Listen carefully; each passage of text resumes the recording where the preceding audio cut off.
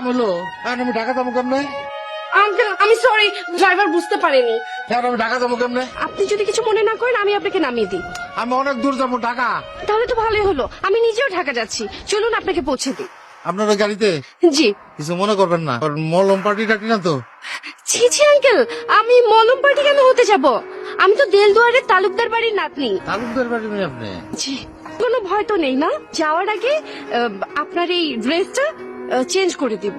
একটা দোকানে যেয়ে আরেকটা নতুন ড্রেস কিনে তারপর আপনাকে চেঞ্জ করে দিব। Please uncle. আর ঢাকা কোথায় যাবেন আঙ্কেল? ঢাকা ভার্সিটিতে যাবো। ওখানে কেউ আছে? আমার ছেলে তো এখানে পড়ে। তাই নাকি?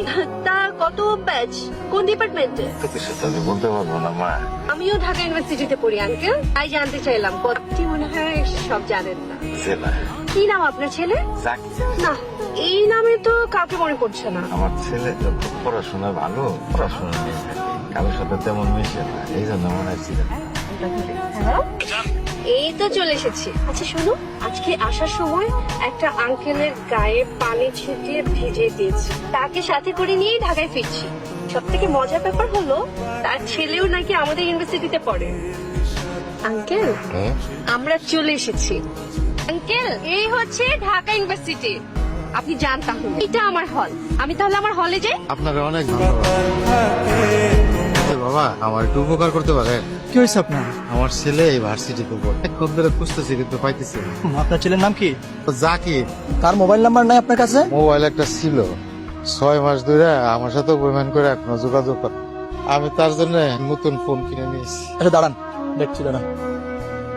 গ্রাম থেকে এক চাচা এসে বুঝছে, বিপদে পড়ে গেছে। আচ্ছা ঠিক আছে লয়। চল, এই যে এই চাচার কথা বলছিলাম। আচ্ছা বাজার জাকির, জাকির বাজার বাজার, তুই বাড়ি যাবে কে? বাপের কথা তোর মনে করে না? হ্যাঁ আরে চাচা কি বলেন আপনি? উনি জাকির হতে যাবে কেন?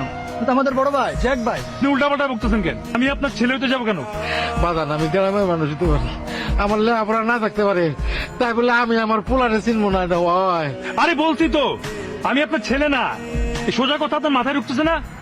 আর তুই কোত্থেকে সব আপু ধরে নিয়ে আসোস? সব প্রবলেম কি আমার কাছে নিয়ে আসতে হবে? সব আমার সলভ করতে হবে? এখন এই গ্রামের লোক ভাবতেছে আমি তার ছেলে। যা এখনই কেউ টাঙ্গালে বাস উঠে দিয়ে এইসব ঝামেলা আমাকে তার আনবি না। কি হলো চাচা, চলেন। আসলে আমার ভুল হয়েছিল, সারাদিন রোদ্রে রোদ্রে ঘুরছি তো, মাথা ঠিক নেই। আমারে মাফ করে দিন, আপনারে আমার ছেলে মনে করছি না। তো একটা কথা বল, আমার জাকিরে যদি খুঁজে পান তাহলে কোয়েন তার উপর আমার কোনো রাগ নেই। আমার তো একটাই ছেলে, তার উপর আমি কি রাগ করে থাকতে পারি বল? তুমি কখন আসলে? যখন তুমি তোমার বাবাকে চিনতে পারছিলে না, যখন তুমি ভুলে গিয়েছিলে যে তোমার নাম জাকির হোসেন মৃধা, তখন। কি বলো এইসব তুমি? আমি কি বলি এসব? তুমি এতদিন কি বলেছো এইসব? তোমার বাবা মা অ্যাব্রোডে থাকে, তুমি তোমার দাদুর ইচ্ছায় বাংলাদেশে পড়াশোনা করতে এসেছো, এটা বলনি তুমি? ভুল বুঝাবুঝি হচ্ছে। ওই লোকটা, ওই লোকটা তোমার বাবা, তার একমাত্র সম্বল বলতে তুমিই ছিলে। তোমাকে একা একা মানুষ করেছে, যে নিজের মিথ্যা পরিচয়ে সোসাইটির ফার্স্ট ক্লাস সিটিজেন সাজার মিথ্যা অ্যাপ্রোচে নিজের বাবাকে অস্বীকার করে। এই লোকটাকে আজকে প্রথম দেখলাম, আগে কোনোদিন দেখি নাই। ওহ, তাই না? তাহলে তুমি কি করে জানলে যে উনার বাড়ি টাঙ্গাইলে? আর দিহাকে কিভাবে তুমি বললে যে টাঙ্গাইলের টিকিট করে উনাকে বাসে উঠিয়ে দিতে? আজরিন, খবরদার, তোমার ওই নোংরা মুখে আমার নাম আর নেবে না। তুমি যা করলে এটা কোনো মানুষের কাজ হতে পারে না। তুমি একটা অমানুষ। And I hate you!